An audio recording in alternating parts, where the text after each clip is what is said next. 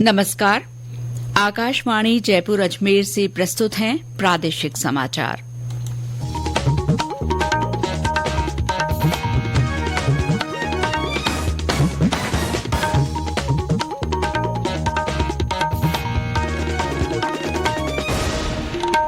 मुख्य समाचार। प्रधानमंत्री नरेंद्र मोदी जयपुर में पुलिस महानिदेशकों और महानिरीक्षकों के अखिल भारतीय सम्मेलन में शिरकत कर रहे हैं। भारतीय अंतरिक्ष अनुसंधान संगठन इसरो ने आज आदित्य L1 उपग्रह को अंतिम कक्षा में सफलतापूर्वक स्थापित किया। देश भर में विकसित भारत यात्रा से अब तक 10 करोड़ लोग जुड़े और राज्य में हाड़ कंपाने वाली सर्दी जारी।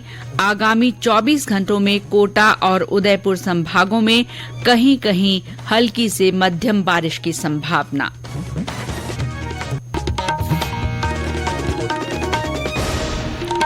समाचारों के साथ मैं शीला चावला और अब समाचार विस्तार से। प्रधानमंत्री नरेंद्र मोदी आज जयपुर में पुलिस महानिदेशकों और महानिरीक्षकों के अखिल भारतीय सम्मेलन में शिरकत कर रहे हैं। सम्मेलन का आयोजन राजस्थान इंटरनेशनल सेंटर में किया गया है। श्री मोदी कल भी इस सम्मेलन में मौजूद रहेंगे। सम्मेलन में पुलिस महानिदेशक, महानिरीक्षक और केंद्रीय पुलिस संगठनों के प्रमुख व्यक्तिगत रूप से उपस्थित हैं, जबकि देश भर में अन्य पदों पर काम कर रहे 500 से अधिक पुलिस अधिकारी वीडियो कॉन्फ्रेंस से जुड़े हैं। सम्मेलन में साइबर अपराध नियंत्रण, पुलिस सेवा में तकनीक के उपयोग, आतंक रोधी चुनौतियों, वामपंथी उग्रवाद और जेल सुधारों पर चर्चा की जा रही है। इस सम्मेलन में अपराध नियंत्रण के लिए बनाए गए नए कानूनों को लागू करने के तौर तरीकों, भावी पुलिस व्यवस्था और यांत्रिक बुद्धिमत्ता तथा डीप फेक जैसी नई तकनीक से उत्पन्न चुनौतियों पर भी चर्चा की जानी है। सम्मेलन में इस बात पर भी विचार विमर्श होगा कि निर्णयों पर हो रही प्रगति की निगरानी कैसे की जाए। प्रगति संबंधी रिपोर्ट हर साल प्रधानमंत्री को सौंपी जाती है। भारतीय अंतरिक्ष अनुसंधान संगठन इसरो ने आज आदित्य L1 उपग्रह को अंतिम कक्षा में सफलतापूर्वक स्थापित कर दिया। इसरो ने एक सोशल मीडिया पोस्ट में बताया कि इसके लिए कमांड केंद्र से मोटर और थ्रस्टर का प्रयोग किया गया। प्रधानमंत्री नरेंद्र मोदी ने इसरो की सफलता की सराहना की है और भरोसा जताया है कि हम विज्ञान के नए क्षेत्र की ओर बढ़ना जारी रखेंगे। आदित्य L1 भारत का पहला सौर अभियान है जो सूर्य के कोरोना, सूर्य के भीषण ताप और पृथ्वी पर इसके प्रभाव का अध्ययन करेगा। राज्य में मंत्रियों को विभाग वितरण के बाद आज भी कुछ मंत्रियों ने अपना कार्यभार ग्रहण किया है। पंचायती राज और शिक्षा मंत्री मदन दिलावर ने आज सुबह सचिवालय के मंत्रालयिक भवन में जाकर कार्यभार संभाला। इसके बाद मीडिया से बातचीत करते हुए श्री दिलावर ने कहा कि प्रदेश में नई शिक्षा नीति लागू की जाएगी। उन्होंने कहा कि जरूरी होने पर महात्मा गांधी अंग्रेजी माध्यम विद्यालयों की समीक्षा भी की जाएगी। जो भी छात्रों के हित में होगा और देश के हित में होगा वो काम करेंगे। देश के सभी महापुरुषों का सम्मान हो, ऐसा हमारा विचार है। माननीय प्रधानमंत्री जी ने तबादलों के बारे में निर्देश दिए हैं और भी निर्देश दिए। जो निर्देश दिए उनकी अक्षर से पालना होगी। अभी परीक्षाएं चल रही हैं और परीक्षाओं के चलते हुए हम कोशिश करेंगे कि अध्यापकों के ट्रांसफर न हो, लेकिन उसके बावजूद भी हम आज अधिकारियों से बातचीत करेंगे। ग्रामीण विकास और कृषि मंत्री डॉक्टर किरोड़ीलाल मीणा ने भी आज कार्यभार ग्रहण कर लिया। इसके बाद मीडिया से बातचीत में उन्होंने कहा कि किसानों की आय बढ़ाने के प्रयास किए जाएंगे। उन्होंने कहा कि ये सुनिश्चित किया जाएगा कि केंद्र और राज्य सरकार की योजनाओं का लाभ गांवों में पहुंचे। किसान के लिए वैल्यू एडिशन किसी योजना से किया जा सकता है और वैल्यू एडिशन करेंगे। कई जगह एग्रो प्रोसेसिंग यूनिट लगाएंगे, जिससे हमारा सवाई माधोपुर अमरूद ढेर सारा होता है, लेकिन वहाँ कोई प्रोसेसिंग यूनिट नहीं है तो अमरूद को दूर ले जाना पड़ता है, सस्ते में बेच दिया जाता है। तो कोशिश ये करेंगे, जैसे किन्नू है गंगानगर में, अब बाड़मेर में अनार होने लग गया, कहीं मिर्ची हो रही है, कहीं आंवला हो रहा है, कहीं टमाटर ज्यादा हो रहा है। तो ऐसी जगहों को चिन्हित करके, जैसे प्रधानमंत्री जी ने कहा, वन डिस्ट्रिक्ट वन प्रोडक्ट, उस योजना के तहत कोई प्रोसेसिंग यूनिट लगाई जाएंगी, जिससे स्थानीय स्तर पर रोजगार भी मिले और किसानों की फसल का उचित दाम मिल जाए। आज ही चिकित्सा और स्वास्थ्य मंत्री गजेंद्र सिंह खींवसर, खाद्य और नागरिक आपूर्ति मंत्री सुमित गोदारा और संसदीय कार्य मंत्री जोगाराम पटेल ने भी सचिवालय पहुंचकर कार्यभार ग्रहण किया।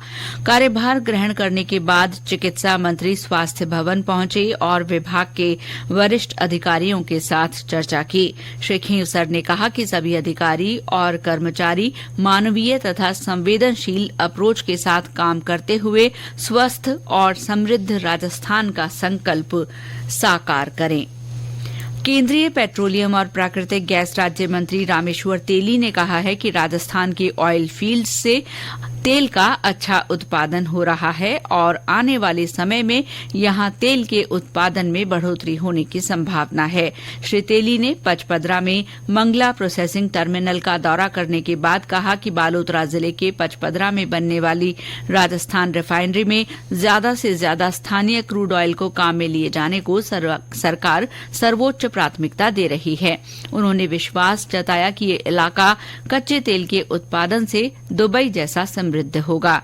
इस दौरान केंद्रीय कृषि और किसान कल्याण राज्य मंत्री कैलाश चौधरी ने कहा कि तेल की खोज और उसके उत्पादन से बाड़मेर जिले में सुखद बदलाव आए हैं। यहां रोजगार के नए अवसर पैदा हुए हैं। उन्होंने भरोसा जताया कि भविष्य में इस इलाके में बड़ी तेजी से विकास होगा। ये समाचार आकाशवाणी जयपुर अजमेर से प्रसारित किए जा रहे हैं। सूचना और प्रसारण मंत्री अनुराग ठाकुर ने विकसित भारत संकल्प यात्रा से जुड़ने के लिए देशवासियों की सराहना की है। उन्होंने कहा कि पिछले साल 15 नवंबर से शुरू हुई इस यात्रा में महज 50 दिन में ही 10 करोड़ लोग जुड़ चुके हैं। श्री ठाकुर ने सोशल मीडिया पर कहा कि प्रधानमंत्री नरेंद्र मोदी ने देश के सामने भारत को वर्ष 2047 तक विकसित बनाने का लक्ष्य रखा है। प्रधानमंत्री मोदी जी ने नया लक्ष्य तय किया है, विकसित भारत एट 2047, यानी कि अगले 25 वर्षों में हमें अपने देश को विकसित बनाना है। इसलिए हर युवा का योगदान बहुत जरूरी है। हर भारतीय को उसमें अपनी भागीदारी दिखानी है और जन भागीदारी के लिए प्लेटफॉर्म बनाया है माई भारत का, मेरा युवा भारत। और इस पर जुड़ना कैसे है? mybharat.gov.in जुड़िए, योगदान दीजिए और विकसित देश बनाइए।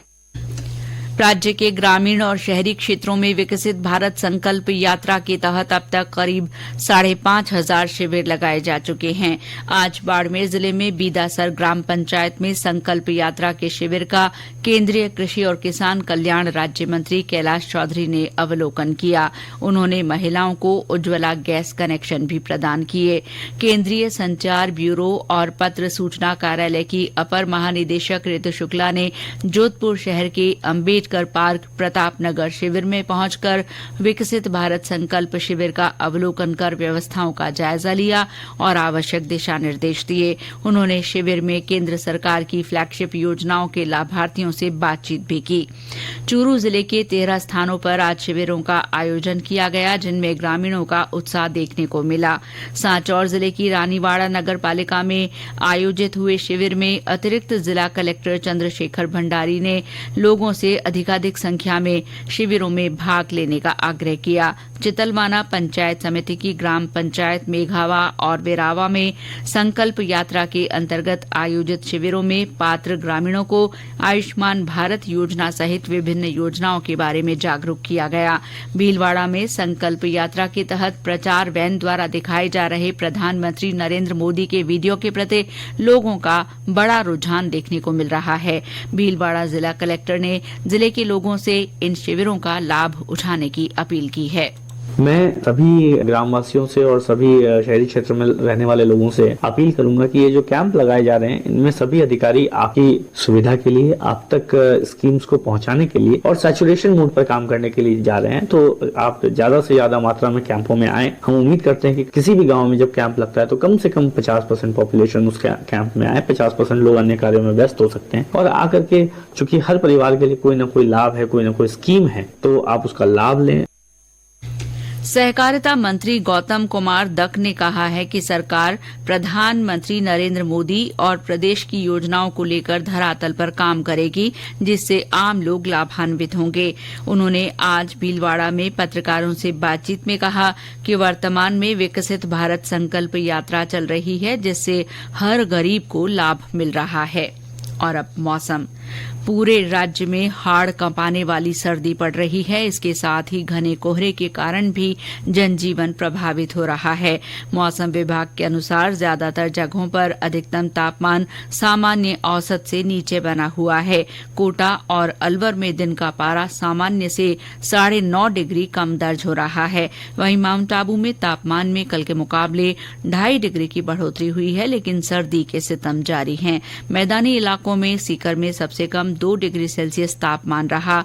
आज सिरोही में भी रात का पारा 4 डिग्री पर आ गया। उधर भीलवाड़ा में न्यूनतम तापमान 4.8 डिग्री सेल्सियस, पाली में 5.4, बीकानेर में 6, श्रीगंगानगर में 6.5 और जैसलमेर में 6.7 डिग्री न्यूनतम तापमान दर्ज हुआ। चूरू में भी सर्दी के तेवर तीखे बने हुए हैं, जिससे लोगों की दिनचर्या पर असर पड़ा है। चूरू में कड़ाके की ठंड का असर बढ़ता जा रहा है। ठंडी हवाएं चल रही है। सुबह कोहरा छाया रहने से आम जन जीवन पूरी तरह से प्रभावित हुआ। तापमान लगातार नीचे जा रहा है। लोग जगह जगह अलाप तापते नजर आ रहे हैं। आज कड़ाके की ठंड के चलते मुख्य बाजार देरी से खुला। गाँव से शहर में आने वाले दैनिक मजदूर आज काफी कम आए, जिससे भवन निर्माण करने वाले लोगों को काफी समस्या हुई।